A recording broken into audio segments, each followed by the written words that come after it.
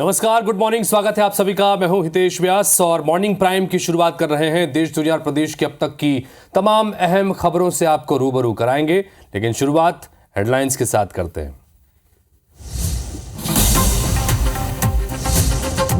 Wayanad landslide में अब तक 293 लोगों की मौत, 240 से ज्यादा लोग चौथे दिन भी लापता। पीड़ितों से मिले राहुल और प्रियंका गांधी, आज भी करेंगे मुलाकात।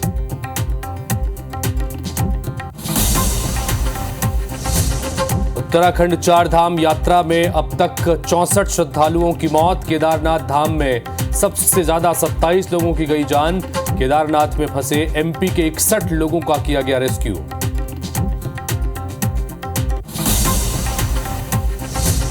मुख्यमंत्री डॉक्टर मोहन यादव आज भोपाल में नई सुपरफास्ट एक्सप्रेस का करेंगे शुभारंभ।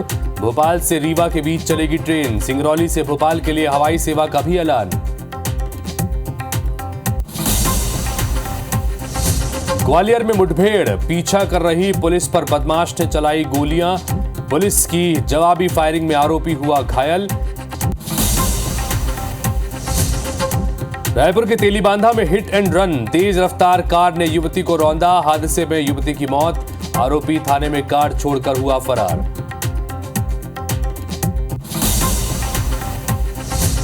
फिर बढ़ी रेल यात्रियों की परेशानी, एसईसीआर की 72 ट्रेनें रद्द, 22 को किया गया डायवर्ट। राजनांदगांव कलमना रेलखंड के बीच में चल रहा है काम।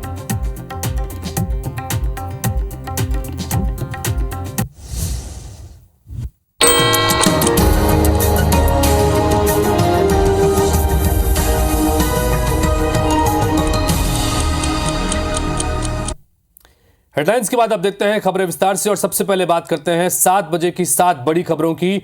आज जिन खबरों पर दिन भर हमारी नजर रहेगी, पहली खबर मध्य प्रदेश छत्तीसगढ़ समेत 24 राज्यों में भारी बारिश का अलर्ट जारी किया गया है। वहीं दिल्ली एनसीआर में बारिश के चलते अब तक 13 लोगों की मौत हो चुकी है। इधर उत्तर प्रदेश के मुख्यमंत्री योगी आदित्यनाथ कांवड़ यात्रा का हवाई सर्वेक्षण करने के लिए आज निकलेंगे। वहीं 4 राज्यों में होने वाले चुनाव के लिए कांग्रेस ने स्क्रीनिंग कमेटी का। कमला हैरिस को अमेरिकी राष्ट्रपति उम्मीदवार बनाने के लिए वोटिंग लगातार जारी है। इधर हमास चीफ हानिये आज कतर में होगा इनका सुपुर्द खाक और भारत श्रीलंका के बीच में आज से वनडे सीरीज का पहला मुकाबला आज खेला जाएगा। इन खबरों पर नजर रहेगी, लेकिन फिलहाल बात करते हैं देश की बड़ी महत्वपूर्ण खबरों की। केरल के वायनाड की बात करते हैं, जहां पर लैंडस्लाइड हुआ और इस लैंडस्लाइड में अब तक 293 लोगों की जान जा चुकी है। 4 गांवों के 240 से भी ज्यादा लोग अब भी लापता हैं। 130 लोगों को अस्पताल में भर्ती कराया गया है।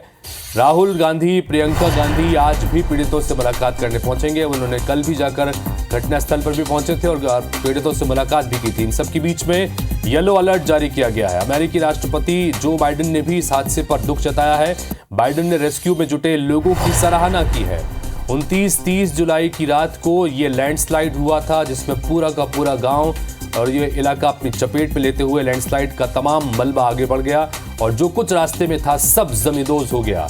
293 लोगों की अब तक जान जा चुकी है और एक एक कर मलबों में से शव निकालने का सिलसिला लगातार जारी है। कई अभी भी लापता बताए जा रहे हैं और वायनाड के सांसद राहुल गांधी यहां पर पहुंचे हैं अपनी बहन प्रियंका गांधी के साथ। उन्होंने कल भी पीड़ितों से मुलाकात की और आज भी राहुल गांधी पीड़ितों से मुलाकात करेंगे। इस सबके बीच अमेरिकी राष्ट्रपति जो बाइडेन ने भी इस हादसे पर दुख व्यक्त किया है।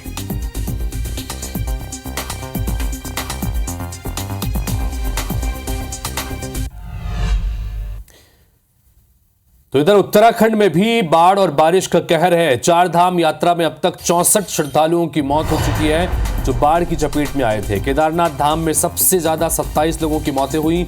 बद्रीनाथ में 21, यमुनोत्री में 13 और गंगोत्री में 3 यात्रियों की मौत हुई है। केदारनाथ में फंसे लोगों को बचाने के लिए रेस्क्यू ऑपरेशन लगातार जारी है। मध्य प्रदेश के शिवपुरी के 61 लोग केदारनाथ में फंसे थे।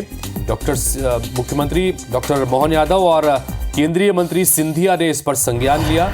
सिंधिया ने एनडीआरएफ के अधिकारियों से फोन पर बातचीत की। 51 लोगों को एयरलिफ्ट कर सुरक्षित निकाल लिया गया और 10 यात्री केदारनाथ में ही सुरक्षित स्थान पर हैं। ये मुख्यमंत्री डॉक्टर मोहन यादव ने जानकारी दी।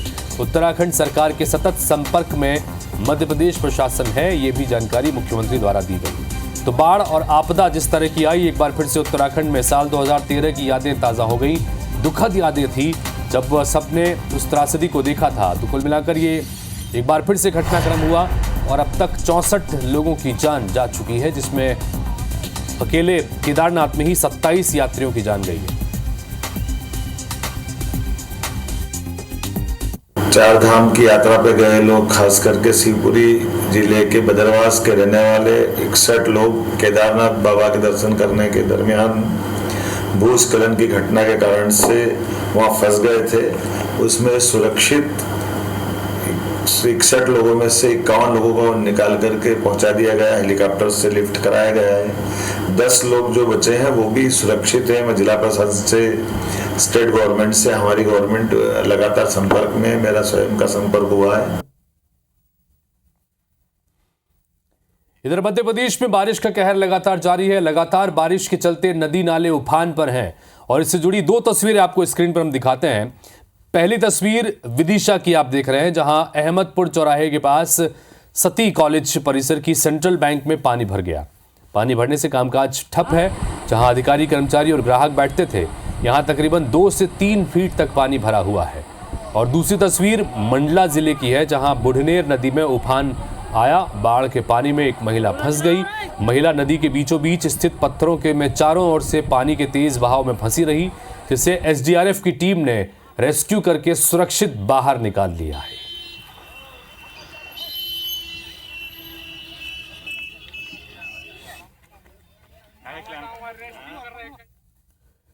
इधर दिल्ली से खबर, जहां पर रेल मंत्री से मध्य प्रदेश के बीजेपी प्रदेश अध्यक्ष ने मुलाकात की है। रेल मंत्री अश्विनी वैष्णव से मध्य प्रदेश के बीजेपी प्रदेश अध्यक्ष वीडी शर्मा ने मुलाकात की। खजुराहो में रेल सुविधाओं के विस्तार के लिए पत्र भी सौंपा। भोपाल से खजुराहो चलने वाली महामना ट्रेन का समय संशोधित करने की मांग भी उन्होंने की है। खजुराहो से सुबह 6 बजे और भोपाल से शाम 6 बजे इसे चलाने की मांग की है। प्रयागराज एक्सप्रेस का रानी कमलापति स्टेशन पर स्टॉपेज की मांग भी की गई। खजुराहो में वाराणसी, वंदे भारत या अन्य कोई एक्सप्रेस ट्रेन की मांग भी की गई है। तो भारतीय जनता पार्टी के प्रदेश अध्यक्ष के नाते नहीं, बल्कि यूं कहें कि खजुराहो के सांसद होने के नाते वीडी शर्मा ने रेल मंत्री से मुलाकात की और खासतौर पर खजुराहो के लिए रेल सेवाओं के विस्तार और जो तुरंत इस वक्त ट्रेनें चल रही हैं उनके संशोधन की मांग भी उन्होंने की है।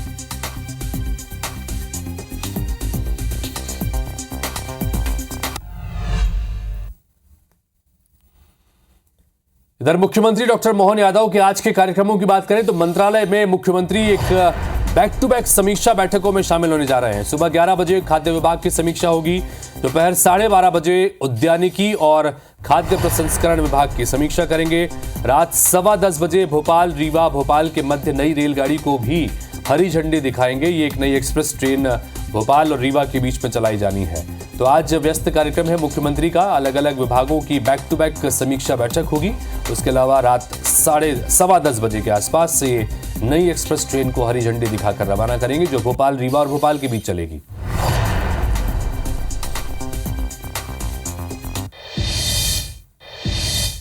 तो छत्तीसगढ़ में आईएएस अधिकारियों के तबादले हुए हैं। 20 आईएएस अधिकारियों के ट्रांसफर कर दिए गए हैं। विनय कुमार लंगे को कलेक्टर महासमुंद बनाया गया है। इसी तरह से चंदन संजय त्रिपाठी को कोरिया का कलेक्टर बनाया गया है। संबित मिश्रा बीजापुर के कलेक्टर होंगे। रजत बंसल को मनरेगा का आयुक्त बनाया गया है। संचालक पीएम आवास योजना की जिम्मेदारी भी इनके पास में है। नीलम एक्का बिलासपुर संभाग के आयुक्त होंगे। महादेव कावरे को रायपुर संभाग का आयुक्त बनाया गया है। तो 20 आईएएस अधिकारियों के ट्रांसफर किए गए हैं। कई जिलों के अधिकारी भी बदले गए हैं। तो कलेक्टर बदले गए हैं, उसके अलावा संभाग आयुक्त के भी बदलाव किए गए हैं, उनका भी ट्रांसफर किया गया है।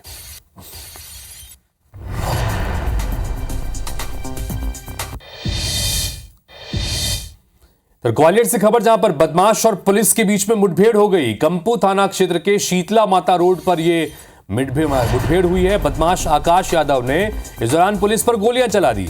पुलिस ने भी जवाबी फायरिंग की है। बदमाश आकाश यादव को पैर में गोली लगी। 29 जुलाई को बदमाश ने दरअसल एक महिला की हत्या कर दी थी। चेन लूटने के दौरान महिला को गोली मार दी थी। यह घटनाक्रम आपको लगातार दिखाया था। उसके बाद में पुलिस ने इसका पीछा करने की कोशिश की तो इसने वहां से फायरिंग कर दी। उसके बाद दोनों ही तरफ से मुठभेड़ हुई। भागने की कोशिश भी जब उसने की तो उससे पुलिस की गोली पैर में लगी और उसके बाद इस बदमाश को पकड़ लिया गया है, गिरफ्तार कर लिया गया है। एक महिला की गोली मारकर हत्या कर दी थी। चेन स्नैचिंग करने की कोशिश की और जब चेन स्नैचिंग में कामयाब नहीं हुए तो बाद में महिला की गोली मारकर हत्या कर दी थी। ग्वालियर में देर रात 3 बजे पुलिस की कमिंग गश्त के दौरान बदमाश से मुठभेड़ हुई है। मुठभेड़ ये सीता माता रोड पर हुई है, जहां पर हम अभी स्पॉट पर हैं। यहाँ पर आप देख सकते हैं जिस तरह से जहां पे जो पुलिस के बीच और बदमाश के बीच जो गोलीबारी हुई है, यहाँ पर एक बदमाश जो कि पुलिस ने घायल किया है, उसने आमने सामने बदमाशों के बीच गोलियां चली हैं। घटनास्थल पर अभी ये पूरी फोरेंसिक टीम भी है, जाँच कर रही है, यहाँ पे देख रही है। जो घायल है वहाँ पे अभी अस्पताल में है और जो स्पॉट पे पुलिस को यहाँ पे बंदूक मिली है, जो पिस्टल बदमाश की मिली है, गोलियां भी यहाँ राउंड भी पड़े हुए हैं जगह लगातार जहाँ पे अभी जांच की जा रही है। पुलिस का कहना है कि जहाँ पे जब रात के कम गश्त के दौरान जब बदमाश का पीछा कर रहे थे, बदमाश ने पुलिस पर फायरिंग की और फायरिंग के दौरान पुलिस ने जवाब में भी उनकी फायरिंग की है, जिस पर बदमाश के पैर में ये गोली लगी है। जिसके बाद वहाँ घायल हुआ है, पुलिस अस्पताल में पहुंचाया है। जो बताया कि जो बदमाश था वो आकाश जादव है, जिसने 29 जुलाई को एक बुजुर्ग महिला को घर के बाहर प्रीतम बिहार कॉलोनी में गोली मारी थी। चैन लूटने के इरादे से उसने उसके बेटे को रोका था। उस दौरान उसने रोकने के बाद ही उसकी चैन लूटने का जब इरादा था उसका पूरा नहीं हो पाया तो उसने महिला को गोली मार दी थी। इसमें अनिता गुप्ता नाम की महिला की मौत हुई थी। महेंद्र सिंह, IBC 24 ग्वालियर। भोपाल में बदमाशों के हौसले बुलंद हैं। इससे जुड़ी हुई 2 तस्वीरें आपको अलग अलग दिखाते हैं। पहली तस्वीर में बदमाशों ने गैंग बनाकर युवक पर धारदार हथियार से हमला किया। फिलहाल घायल युवक का अस्पताल में इलाज जारी है। पूरा मामला अशोका गार्डन थाना क्षेत्र का है। तो वहीं दूसरी तस्वीर 10 नंबर मार्केट के पास की बताई जा रही है, जिसमें एक बदमाश का तमंचा लहराते हुए वीडियो सामने आया है और इसका वीडियो भी सोशल मीडिया में जमकर ये वायरल हो रहा है। बता दें कि ये बदमाश नशे में है और दहशत फैलाने के मकसद से तमंचा लहरा रहा था। तो राजधानी में किस तरह से बदमाश बेखौफ हैं, पुलिस का कोई डर नहीं है, उसकी तस्वीरें आपको दिखा रहे हैं। एक तरफ अशोका गार्डन और एक तरफ 10 नंबर मार्केट।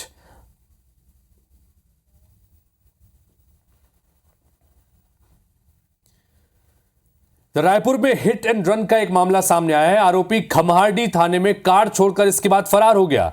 कार चालक ने रिंग रोड पर युवती को रौंद दिया। हादसे में युवती की जान चली गई। तेलीबांधा थाना क्षेत्र का यह मामला बताया जा रहा है और जानकारी यह भी मिल रही है कि ये युवती अपने बीमार पिताजी के लिए दवा लेने के लिए घर से निकली थी और उसी वक्त इसे रौंद दिया गया। कार चालक ने रिंग रोड पर इस युवती को रौंदा, जिसमें उसकी मौत हो गई। तेलीबांधा थाना क्षेत्र का मामला और इसके बाद जानकारी यह है कि कार सवार जो था वो अपनी कार को थाने में छोड़कर फरार हो गया।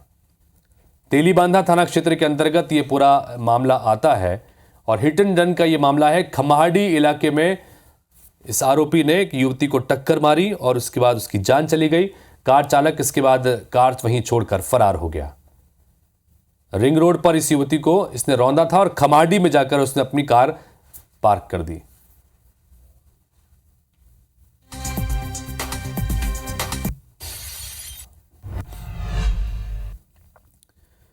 तो बिलासपुर से खबर, और अगर देखें तो यह वृहद रूप से सभी के लिए खबर है, सिर्फ बिलासपुर से नहीं, लेकिन ट्रेनों का परिचालन फिर से प्रभावित हो सकता है। SECR की 72 ट्रेनें रद्द कर दी गई हैं। 22 ट्रेनों को डाइवर्ट किया गया है, 5 ट्रेनों को शॉर्ट टर्मिनेट कर दिया गया है। थर्ड लाइन कनेक्टिविटी के लिए बाकायदा इंटरलॉकिंग का काम चल रहा है, इसलिए ये बदलाव किए गए हैं। ट्रेनों को रद्द किया गया है। राजनांदगांव कलमना रेलखंड के बीच में ये काम चल रहा है। 4 अगस्त से लेकर 20 अगस्त तक ट्रेनें प्रभावित रहेंगी। तो थर्ड लाइन कनेक्टिविटी के लिए काम चल रहा है, जिसकी वजह से कई ट्रेनों को रद्द कर दिया गया है। 4 अगस्त से लेकर 20 अगस्त तक ये ट्रेनें प्रभावित रहेंगी और इन ट्रेनों की पूरी लिस्ट भी हम आपको बताने की कोशिश करेंगे। तो SECR की ये 72 ट्रेनें हैं जिनको रद्द कर दिया गया है। और ये देखिए महत्वपूर्ण समय इसलिए कि 4 से 20 अगस्त के बीच में रक्षाबंधन का त्यौहार भी आना है। उसके अलावा 15 अगस्त की छुट्टियां भी पड़ेंगी, तो कई सारे लोग अपने अलग अलग वेकेशन की प्लानिंग भी करते हैं और ऐसे ठीक समय में बिना प्लानिंग के रेलवे अक्सर इस तरह से ट्रेनों को रद्द कर देता है, जिससे आम लोगों को बड़ी दिक्कतों का सामना करना पड़ता है। 3 लाइन का तीसरा लाइन का काम अगर करना ही था तो त्योहारों और इस छुट्टी के सीजन के बाद भी किया जा सकता था। 4 से 20 अगस्त के बीच में छुट्टियां भी हैं और रक्षाबंधन का त्योहार भी है। बहनों को अपने भाई की कलाई पर राखी बांधने के लिए जाना होगा, सफर करना होगा, लेकिन जाहिर सी बात है कि कई तरह की दिक्कतों का सामना करना पड़ेगा। छत्तीसगढ़ के कई इलाकों में हाथियों का आतंक जारी है। इलाकों में घूम घूम कर फसलों और घरों को भी हाथी नुकसान पहुंचा रहे हैं, जिसकी रोकथाम के लिए वन विभाग कई उपाय भी कर रहा है। और इससे जुड़ी दो तस्वीर आप स्क्रीन पर देख रहे हैं। पहले तस्वीर जशपुर की है, जहां हाथी से जनहानि रोकने के लिए वन विभाग नवाचार करने जा रहा है। जशपुर जिला पंचायत में एक दिवसीय विशेष प्रशिक्षण कार्यशाला का आयोजन किया गया, जिसमें डीएफओ ने बताया कि मोबाइल में भेजे जाने वाले टेक्स्ट मैसेजेस के साथ अब वॉइस मैसेज भी मोबाइल में मिलेंगे। वहीं राजिम में भी फिंगेश्वर के पास पहुंचे 3 दंतैल हाथियों ने उत्पात मचाया। वन विभाग ने 20 से ज्यादा गांवों में हाई अलर्ट जारी किया है।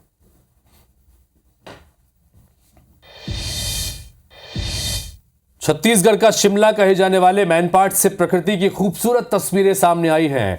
टाइगर पॉइंट की ये तस्वीर सैलानियों के मन को लुभा रही है। इस दृश्य को देखने हर रोज हजारों की संख्या में लोगों की भीड़ यहां पहुंच रही है। बारिश से मैनपाट सहित आसपास की वादियों के नज़ारे बेहद खूबसूरत हो गए हैं।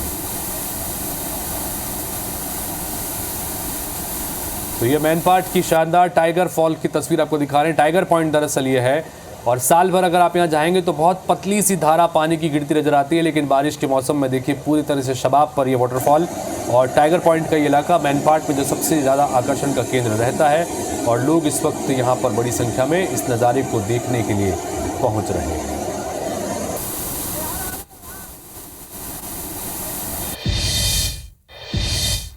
तो श्रीनगर के डल झील में तिरंगा रैली निकाली गई। तिरंगा रैली के लिए हालांकि पूरी तैयारी कर ली गई। तिरंगा रैली निकाली जाएगी, शांति के संदेश के लिए तिरंगा रैली निकाली जाएगी। शिकारा को तिरंगा से सबके बीच सजाया गया है, और इसका खूबसूरत नज़ारे देखिए किस तरह से तिरंगा रैली की तैयारी की जा रही है। और इसके लिए तमाम शिकारों को यहाँ पर तैयार किया गया है। शांति का संदेश देने के लिए तिरंगा रैली निकाली जाएगी। 15 अगस्त करीब है, स्वतंत्रता दिवस देश में मनाया जाना है, और श्रीनगर के डल झील से भी ये शानदार नज़ारा इस वक्त देखने को मिलेगा।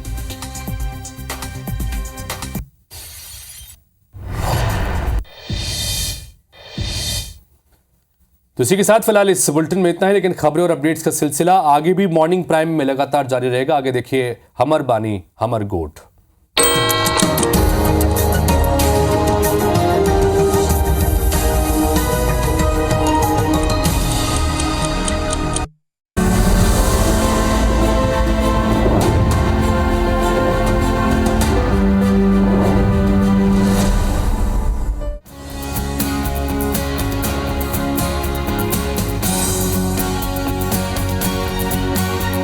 छत्तीसगढ़ की साइंस सरकार प्रदेश में उद्योग की अपार संभावनाएं तलाश रही है। इसी के तहत छत्तीसगढ़ का नया रायपुर जल्द ही आईटी हब के तौर पर विकसित होने जा रहा है। राज्य सरकार ने नया रायपुर को हैदराबाद और बेंगलुरु जैसे आईटी हब के तौर पर विकसित करने की पहल शुरू की है। इसे लेकर सरकार ने नया रायपुर के विकास और वहां बसाहट की दिशा में ठोस पहल शुरू की है।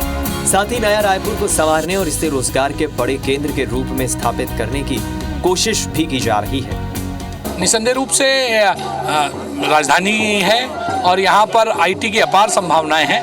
उसको देखते हुए माननीय मुख्यमंत्री जी और माननीय आवास पर्यावरण मंत्री जी पूर्ण रूप से इसमें लगे हुए हैं कि हम नया रायपुर को किस प्रकार से आईटी हब में विकसित कर सकें। हमें उम्मीद है आने वाले समय में हम देश विदेश के जो सॉफ्टवेयर प्रोफेशनल्स हैं उनको राजधानी आकर्षित करने में सफल होंगे, और जो यहाँ की मेधा है उसको भी एक प्लेटफॉर्म देने में सफल होंगे। इसकी शुरुआत नया रायपुर के सीबीडी एरिया से होने जा रही है। यहाँ 2 कंपनियों को 90,000 वर्ग फीट में बिल्डअप एरिया के आवंटन आदेश जारी कर दिए गए हैं।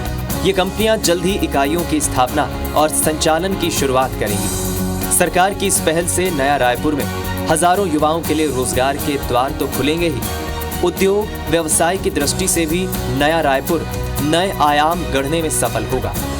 आवास एवं पर्यावरण मंत्री ओपी चौधरी कहते हैं, प्रदेश में आईटी हब की स्थापना एक चुनौती है, लेकिन राज्य सरकार इस दिशा में तेजी से आगे बढ़ रही है।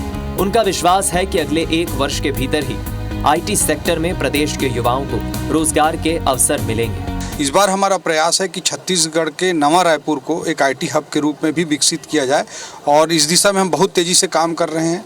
काफ़ी बड़ी कंपनियां जैसे टेली परफॉर्मेंस जैसी कंपनी, रेडिकल माइंड जैसे कंपनी से लगातार चर्चा हो रही है और मैं मानता हूं कि बहुत जल्द हम इसमें सफल भी होंगे। प्रदेश के युवाओं का कहना है कि आईटी हब बनने से जहां उन्हें रोजगार मिलेगा वहीं उनकी स्किल में भी इजाफा होगा। छत्तीसगढ़ जो कि एक मिनरल हब था, अब एक आईटी हब के नाम से भी जाना जाएगा। ये एक सराहनीय कदम है साय सरकार का और माननीय ओपी चौधरी जी का। मैं धन्यवाद करना चाहता हूं क्योंकि इस तरीके की आईटी हब लाने से सबसे ज्यादा फायदा छत्तीसगढ़ के लोगों को ये होगा कि उनको पलायन नहीं करना पड़ेगा, रोजगार के नए अवसर मिलेंगे और साथ ही साथ आईटी हब के नाम पे एक अलग पहचान छत्तीसगढ़ की पूरे देश में और विदेश में देखी जाएगी। छत्तीसगढ़ में आईटी पार्क के आने से हमारे पूरे देश में छत्तीसगढ़ का एक अलग नाम होगा और जो यहाँ के लोग बाहर दिल्ली, मुंबई, पुणे, बेंगलोर जैसे जगहों पर जाके अपना रोजगार करते थे, उनको एक मौका मिलेगा छत्तीसगढ़ में ही रह के काम करने की। सरकार की कोशिश है कि राष्ट्रीय और अंतर्राष्ट्रीय संस्थाएं भी यहां आए, इसलिए उन्हें हर तरह की सुविधाएं उपलब्ध कराने पर फोकस है। सीबीडी एरिया के आलीशान कमर्शियल कॉम्प्लेक्स को जल्द से जल्द तैयार कराने पर फोकस है।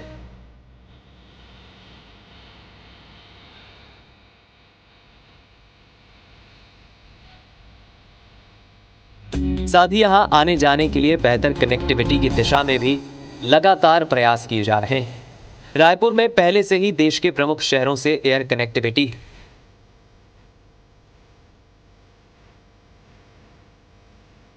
एयरपोर्ट से नया रायपुर और सीबीडी एरिया तक पहुंचने के लिए चौड़ी सड़कों का निर्माण पहले ही किया जा चुका है। जल्दी सीबीडी रेलवे स्टेशन से ट्रेनों की आवाजाही भी प्रारंभ हो जाएगी। इसके बाद आईटी हब रोड और एयर कनेक्टिविटी के साथ रेल लाइन से भी कनेक्ट हो जाएगा। इस तरह आईटी कंपनियों और उनमें काम करने वाले हजारों लोगों के लिए आवागमन की पर्याप्त सुविधाएं उपलब्ध होंगी। और आने वाले चंद महीनों में छत्तीसगढ़ की युवा भाई बहनों को आईटी सेक्टर में भी गुणवत्तापूर्ण जॉब दे पाने में हमारी सरकार विष्णुदेव साय जी के नेतृत्व में सफल होगी। मुख्यमंत्री विष्णुदेव साय की मंशा के अनुरूप साल भर के भीतर ही नया रायपुर में आईटी कंपनियों के आने का दौर शुरू हो जाएगा।